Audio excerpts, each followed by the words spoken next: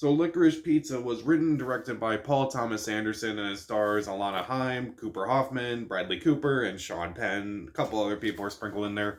And it's about a 15-year-old actor, entrepreneur, who basically falls in love with this woman who is 25 years old, and when she rejects him, they go on various adventures throughout California, experience some major world events, and basically form some sort of relationship, a friendship mostly.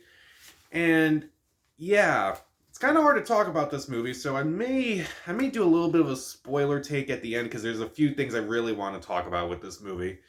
And this was a movie that initially I was really, really looking forward to because I'm a big fan of Paul Thomas Anderson. A lot of his movies, to me, I don't really like them at first. So, and then eventually I kind of come around to them, like There Will Be Blood, The Master, Phantom Thread. I initially kind of had mixed thoughts after watching them for the first time, and then I watched them again at some point. I'm like, okay, maybe I do understand this a little bit more. And now, for instance, There Will Be Blood is one of my favorite movies. And so I was really looking forward to his next movie. It was this, Licorice Pizza. And this movie is admittedly very well made. I just have some issues with it. I think there are parts of this movie that are incredibly problematic, and I'll talk about that in a spoiler bit of this at the end. So, is there anything that works in this movie? There's a lot in this movie that actually does work. First off, Alana Haim, this is her first major role. I thought she was amazing in this movie. It's like, I heard some good things, like, okay, she can't, I figured, okay, she can't really be that amazing if she's like one of the greats in this. And turns out she's actually really good in this movie. She's probably the best character in the entire movie. I thought she was really good in her performance. Cooper Hoffman, he's really good. He's the son of Philip Seymour Hoffman, a frequent collaborator of PTA.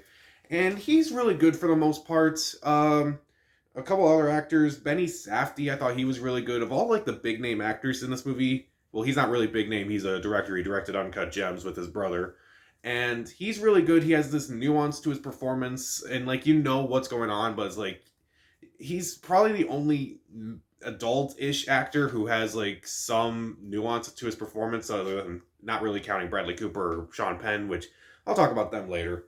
Cinematography is great. It looks as if it was made during that time, like it takes place during the 70s, and I actually felt like I was watching a film from the 70s because of the cinematography was great. The soundtrack was really good as well. Also, I thought the movie was actually pretty funny for the most part. Well, there's a couple of scenes that aren't funny.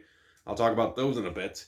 And I do think the message of the movie is interesting itself, about how, it seems to be it's not really a good idea to have a plan, but a plan in life, but maybe to kind of go through it and just kind of figure it out as you go along is a better plan than actually having a plan. I think that message of the movie is actually really good. I don't know, that's kind of what I got away from it, and I only saw it once, and I don't know if I'll see this movie again, especially in theaters. So I do like the idea about, it's a good idea to live in the moment. It's all right to be aimless. Just whatever comes along your way, just just do what you can with it, I guess. But there's a few things I kind of want to talk about. Let's go to the negatives. The main negative I really didn't care for was the use of some of the bigger name actors, mainly Bradley Cooper and Sean Penn. All of their roles are just mainly them saying who they are and basically like what they do. Nothing about them was really that interesting. And like they're only on screen for like 5 minutes each, which okay, I'm okay with that, I guess, because they're not the main characters, but all they do in that time is just say, you know who I am? I'm this person. That's it. Nothing more. And like, at least with Benny Safdie has more than 5 minutes, and he actually does more than just say, oh, I'm this person. No, I'm this kind of person. It actually makes sense. And let's get into some problematic moments, which, okay, there will be spoilers in this. Uh, I didn't really care for. There's this one really offensive bit, which, considering this movie was filmed during the pandemic, you would think they wouldn't do this, especially not do this, and PTA has kind of defended why he did this. And it just, I don't buy it. I love PTA, but I don't buy this excuse. It's just lazy, it's offensive. It just didn't add anything to the movie. And let's talk about the relationship, because, and I guess this is the spoiler part.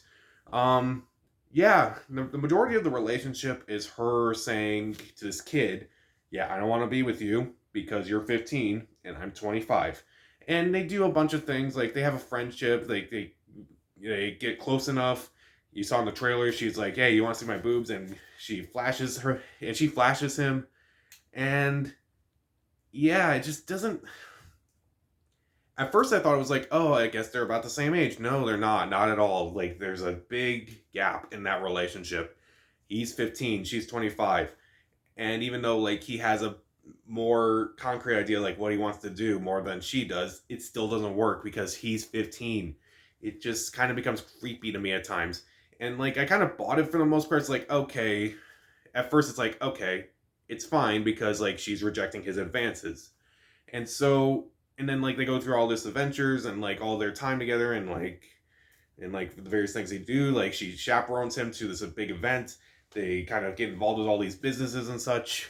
And I don't know if I really buy the relationship. And at the end, like she and like they both realize they kind of want to be with each other at the end. So they go to like where they're supposed to be. Like he's supposed to be at the arcade, she's supposed to be at her job. They're not there, but they go to those places because like, oh, I know they'll be there. So then they meet up at some point, go back to the arcade, and they kiss. And she's like, "I love you," and I'm like, I don't know how I feel about that. Again, she's 25 and he's 15. I don't really like that. It's just really creepy. It it didn't work for me at the end. I don't know. It's because like, okay, it's just in the moment, kind of like what I was talking about, like what I took away from that movie. But he's 15 and she's 25. Like if they had just bumped his age to 18, I honestly wouldn't have a problem with this.